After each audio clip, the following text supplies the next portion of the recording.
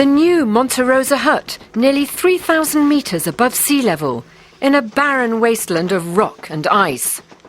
A joint effort by the Swiss Federal Institute of Technology in Zurich, ETH, and the Swiss Alpine Club.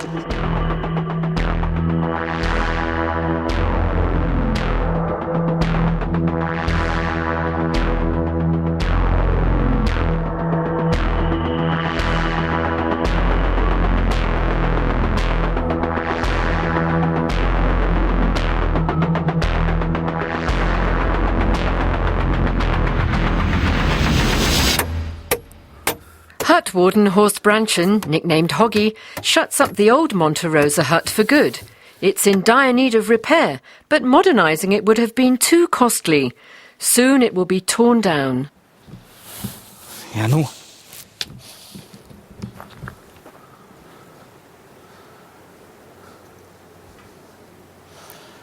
Ja, das war's. Huh? So, that was that.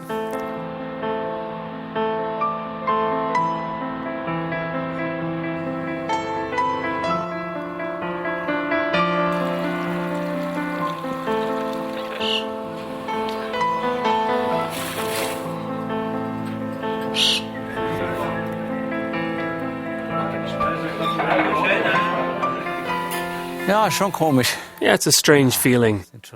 There are so many memories bound up with it. A bit of nostalgia too. But with every day that passed, the hut was ebbing away. Clinically speaking, it was already dead. But now we've settled into the new place, and I've slowly got used to it.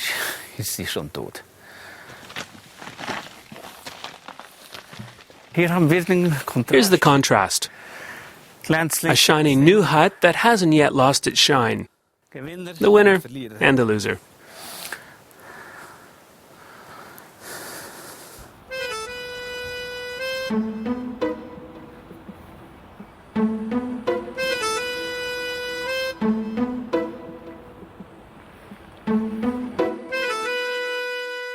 The new octagonal hut doesn't just look futuristic on the outside. The inside also boasts state-of-the-art technology, thanks to the ETH. I work as a professor of architecture and design here in the Faculty of Architecture. I was asked by those in charge of the Jubilee project whether we had any suggestions as to how such a project might be tackled. Yes, but actually only on the top floor. Okay, and how will it be built? Out of what? Out of snow and dreams. The question interested me because I realized immediately that it would be a challenge to build in a place that's not particularly hospitable at first glance, and that if a suitable didactic framework could be found, we could do it together with the students. The development of the new Monta Rosa hut is a shining example of hands-on teaching. The students in Andreas de Platz's seminar created designs for the new building, and after 4 semesters, a jury selected the best one for development. The hut warden was also involved in the planning. The ideas were utterly visionary at first, making it impossible to get to grips with some of them. Unlike with the normal project, the students had to be realistic because they knew that whatever they came up with would be built. So a lot of them had a creative block.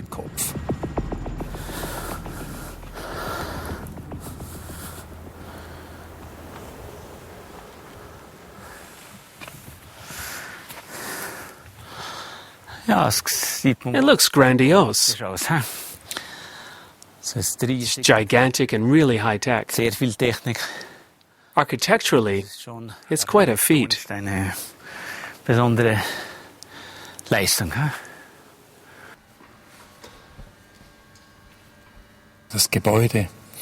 The building's like a spherical object, almost like a crystal. It has a relatively closed facade with just a few small windows where the rooms are.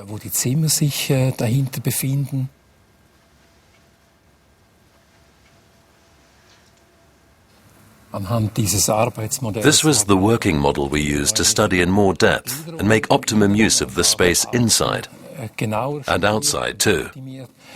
As you can see when you look at the floor plan, it's rather like an orange with its top sliced off to reveal the segments below. The rooms all radiate out from the center, which is the space connecting all the rooms, and the head of the staircase too. Descending the stairs from floor to floor, you basically walk in a spiral down the inside of the facade. You can admire the landscape outside, and when you arrive on the ground floor, there's a restaurant which is partitioned in similar fashion to the bedrooms. Except that here the wooden partitions are open and oriented to the landscape outside.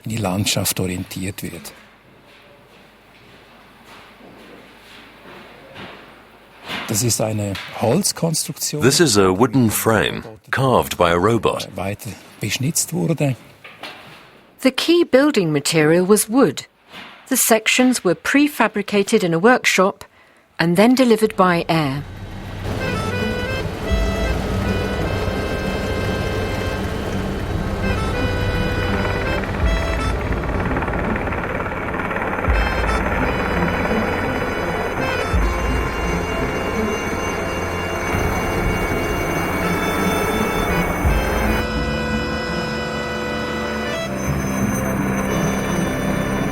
Because of the weather conditions at this altitude, all the building work had to be done in summer. The difficulty of building in such a remote place between glaciers is the absence of all infrastructure. We have no roads, nor any safe and usable dirt tracks we can rely on. We have no infrastructure in situ, and so have to generate our own electricity and find whatever water we need. The workers clad the wood in a protective shell made of aluminium, so that the hut would remain windproof and frost-resistant even in extreme conditions. The students gave a lot of thought to the technologies that would be needed, but naturally had to draw on the support of specialists, because architects are not specialists, they're actually more like dabblers in these specialist fields. The supply systems were planned in Zurich. A computer at the ETH used occupancy rates, weather forecasts, and the hut's own specifications to calculate its energy requirements. A mountain hut for the future.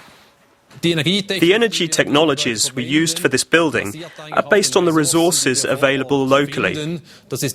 One of them is sunlight, and the other water, in the form of meltwater running off the mountain. The south-facing facade functions as a power plant. Solar panels store energy in batteries, and there is a second collector system for heating water. The hut also has its own sewage treatment plant and waterworks.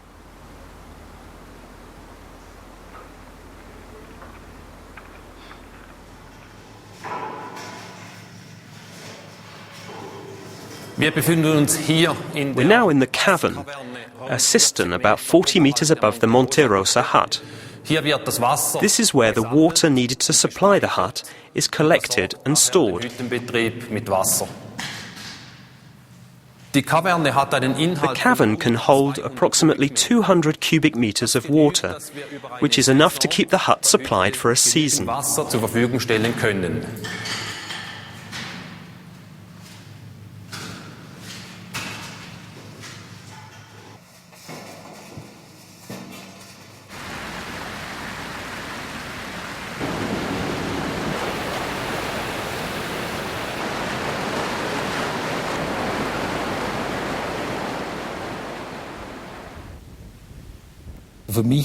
I was interested in the challenge of building in a situation of complete isolation, which meant having to organize myself.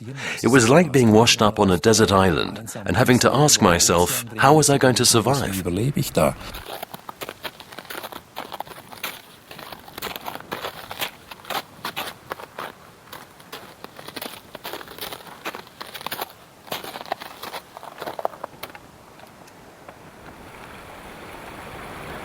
The new Monta Rosa hut essentially runs itself, and so is a good model for future building projects, even in urban environments. You can always ask whether there's any point in building on terrain as sensitive as the high Alps. But it's important to address this question, as only then can we develop new ways of thinking. The Monta Rosa hut makes the people we bring up here aware of this problem and shows them what a delicate equilibrium nature is and how carefully we should handle it.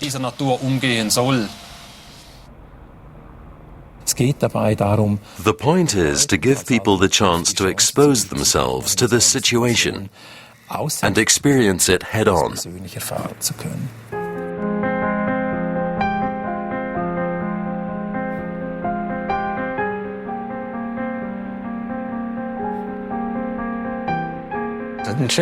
My workplace must be the most beautiful in the world. I think that every single day. I still love seeing the sunset from here.